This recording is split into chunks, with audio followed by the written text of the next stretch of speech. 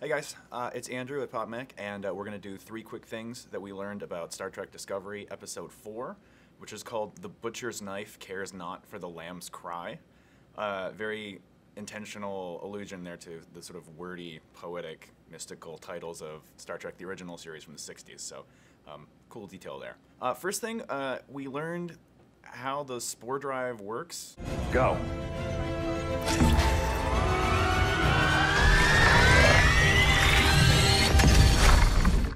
Sort of. That is not Corpsman 2. No, sir, it is not.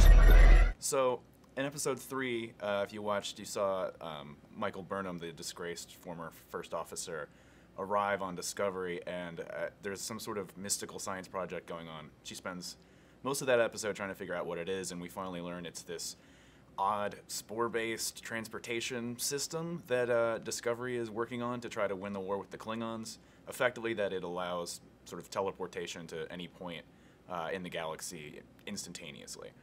And then the second thing that happens in last week's episode is there's this weird sort of horror monster that they find aboard their sister ship, USS Glenn, when they go over to investigate this sort of creepy accident with this science project, Spore Drive. So 4 elaborates on that in that we find out through Michael Burnham's project that actually those two things are connected, and that the this beast, which turns out to be an overgrown version of a tardigrade, which is an actual real microscopic Earth creature, is actually responsible for the spore drive, and it has this it has this cerebral symbiotic connection to the spores that they've been growing, and it has basically the map of the universe in its mind, and they can use this creature to tell the spores where to go, and that's the way that they make leaps across the galaxy.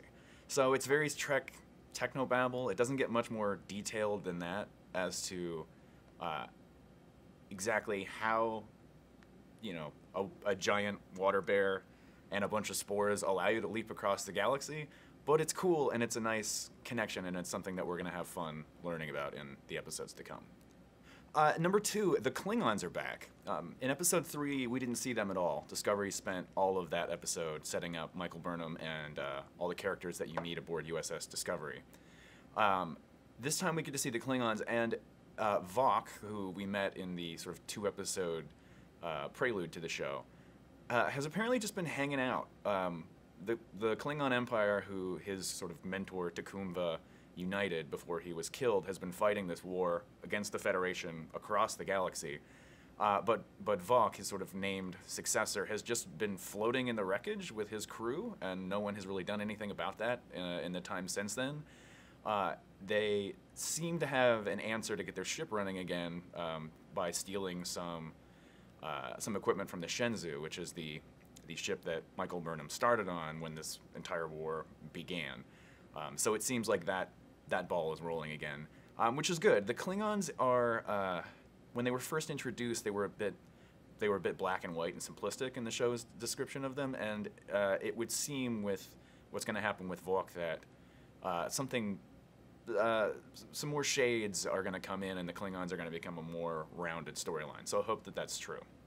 Also, he is on this ship that has the cloaking device, and at this point in history, this show technically takes place before the original series. It's a prelude to the Kirk and Spock series. Not all the Klingon ships have got cloaking technology, and so you can feel the show setting this up as a technological sort of arms race, Cold War dynamic, where you've got Discovery suddenly working on this magical transportation system, and you've got the Klingons who are probably going to get this cloaking technology going again, and those things are going to come into close conflict as the war goes on. Number 3, it's still a little uneven. Show is still a little uneven.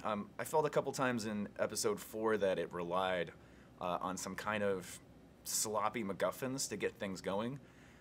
With the spore drive, which we talked about earlier, it's not quite ready, and yet Captain Lorca, who's this sort of anti-hero, and a very interesting character, he may be the most interesting character on the show, even though Burnham is technically the main character, presses his people to get this thing working, even though their sister ship had this horrific accident with it.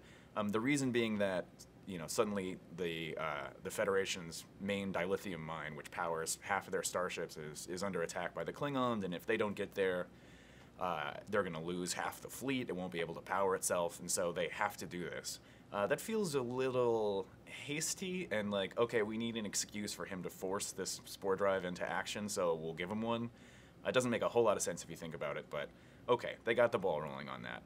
The other one, we saw another main character get killed off this week when Landry, sort of the sassy officer on the Discovery, decides that she is going to figure out basically what makes the giant tardigrade monster so indestructible, because that's the initial mission that the captain had given them. So she sedates it, and she decides she's going to let it out and shoot it and then study this giant monster, which just one episode ago was chasing her around another ship and trying to kill her.